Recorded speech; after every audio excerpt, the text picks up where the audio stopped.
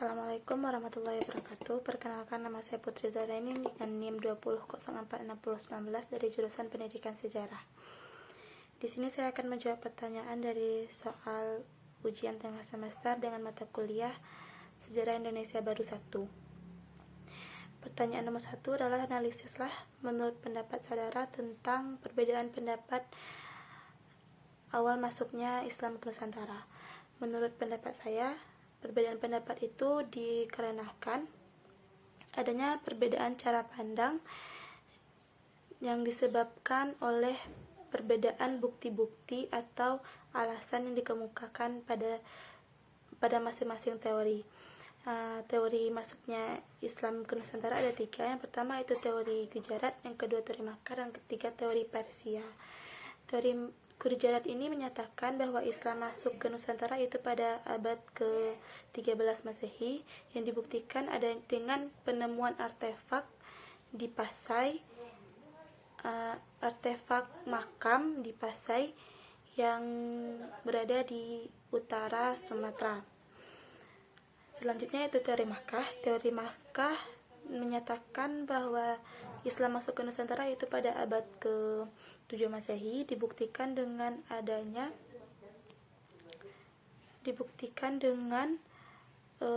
penyebaran agama Islam setelah wafatnya Nabi Muhammad SAW yang dibawa oleh para khalifah ke seluruh penjuru dunia termasuk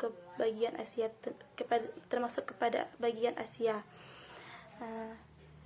Yang ketiga itu teori Persia. Teori Persia ini menyatakan bahwasannya Islam masuk itu pada abad ke-13 Masehi, dibuktikan dengan persamaan kebudayaan antara kebudayaan Persia dengan kebudayaan Indonesia.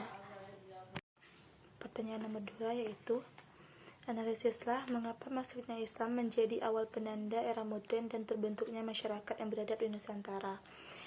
Menurut pendapat saya, yang pertama alasannya adalah terjadinya perubahan di kehidupan sosial masyarakat, yang mana Islam mengajarkan kepada manusia kesetaraan dan kesamaan derajat tanpa membedakan apapun. Sedangkan sebelum masuknya Islam ke Indonesia, yang Hindu Buddha mengajarkan masyarakat manusia untuk berbeda-beda atau berkasta. Itulah yang menyebabkan seringnya terjadi penyimpangan antara masyarakat. Sedangkan setelah Islam masuk di Nusantara, Islam mengajarkan antara kesamaan dan kesetaraan manusia, menjadikan manusia pun saling menghargai dan tidak adanya perbedaan kasta di antara mereka. Yang kedua, alasannya adalah dikarenakan pada saat Islam masuk, Islam lebih mengutamakan kepada pendidikan, perkembangan pendidikan. Pada awal mulanya Islam masuk itu banyak sekali berdirinya pesantren, tempat belajar, masjid-masjid yang menjadi salah satu tempat atau wadah untuk mengembangkan pendidikan, yang menjadikan masyarakat pun lebih maju dari sebelumnya. Pertanyaan nomor 3 itu analisis hubungan kausalitas sebab akibat kemunduran Kesultanan Samudra Pasai dengan proses kemunculnya Kesultanan Malaka. Faktor-faktor atau sebab akibat kemundurannya Kesultanan Samudra Pasai ada 2, yaitu faktor internal dan faktor eksternal. Faktor internalnya itu pemimpin yang kurang cakap setelah Sultan Malik Al-Tahir. Sultan Malik Al-Tahir adalah pembawa kerajaan Samudra Pasai. Sepeninggal Sultan Malik Al-Tahir, kerajaan berpindah pada penerusnya. Namun, karena kinerja yang kurang cakap, kerajaan Samudra Pasai terus mengalami kemunduran. Yang kedua yaitu terjadinya perebutan kekuasaan. Perebutan kekuasaan dan pemberontakan yang terjadi pada zaman pemerintahan Sultan Zainul Abidin membuat kekuatan kerajaan ini melemah. Pemberontakan ini sempat ditulis di dalam berita-berita Cina, sumber sejarah kerajaan ini. Yang kedua adanya faktor eksternal. Faktor eksternal pertama yaitu penyerangan dari kerajaan Majapahit. Yang kedua, kalah saingnya dengan Pelabuhan Malaka. Yang ketiga yaitu ketika suatu pusat politik dibangun oleh Sultan Ali Muhayyad Shah atau Kesultanan Aceh pada awal abad ke-16 di Banda Aceh Darussalam. Samudra Pasar ditaklukkan dan dijadikan sebagai daerah kekuasaan baru. Ada juga sebab akibatnya adalah terjadinya penyerangan oleh Portugis terhadap Kesultanan Samudra Pasai. Dan selanjutnya yaitu faktor atau proses munculnya Kesultanan Malaka.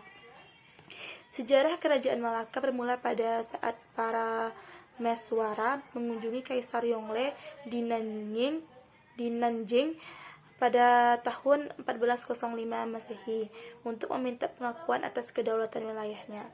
Sejak saat itu, Kerajaan Malaka berdiri dan diakui dan dapat terhindar dari serangan Siam. Pertanyaan nomor 3, analisislah beberapa faktor yang menjadikan Kesultanan Aceh Darussalam mampu menjadi Kesultanan Islam terbesar di Asia Tenggara. Hubungkan analisis tersebut dengan kondisi Indonesia pada hari ini.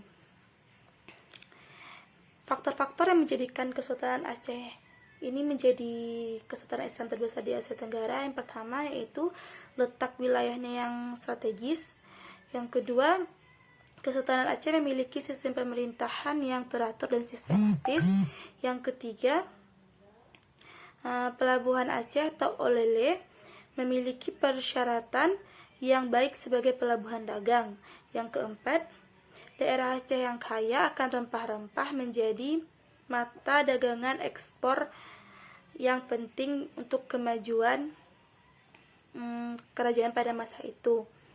Dan Aceh pun berhasil melakukan proses perdagangan ke wilayah Cina, India, Gujarat, Timur Tengah sampai ke Turki. Dan saya akan menghubungkan dengan kondisi Indonesia pada hari ini. Indonesia pada hari ini mengapa masih menjadi negara berkembang? Dikarenakan kurangnya tenaga masyarakat untuk menguasai seluruh kekayaan alam yang ada di Indonesia sendiri. Seperti banyaknya tenaga asing yang lebih menguasai negara Indonesia daripada warga Indonesia sendiri. Sedangkan pada masa Kesultanan Aceh lebih banyak yang menguasainya adalah orang Kesultanan Aceh tersebut, sehingga bisa menjadikan Kesultanan Aceh berkembang atau menjadi kerajaan yang terbesar di Asia Tenggara. Pertanyaan nomor 5 yaitu berikan jawaban analisis saudara terhadap pernyataan penutup Profesor Azimardi Azra pada makalah beliau yang berjudul Jalur Rempah dan Kosmopolitan Intelektualisme Islam. Pernyataannya berupa apakah Indonesia bakal terjebak dalam ambisi RRC terkait jalur sutra maritim. Menurut pendapat saya, jalur sutra maritim ini sebenarnya dibuat akan memiliki keuntungan masing-masing. Bagi Indonesia pun akan memiliki keuntungan dan untuk Cina pun mendapatkan keuntungan. Tapi di sini menurut pendapat saya, sebaiknya jika didirikan poros maritim tersebut, yang menguasainya adalah orang Indonesia, adalah warga Indonesia, bukan atas suruhan dari Cina. Karena bagaimanapun, jika kita mendirikan sendiri, menjadikan Indonesia ini menjadi poros maritim, itu akan lebih bisa kita menguasainya. Tetapi jika kita mendirikannya atas perintah ataupun atas ancangan atau rencana dari Cina, otomatis kita akan melakukan apapun yang dia arahkan dan tidak akan bisa menguasai sepenuhnya.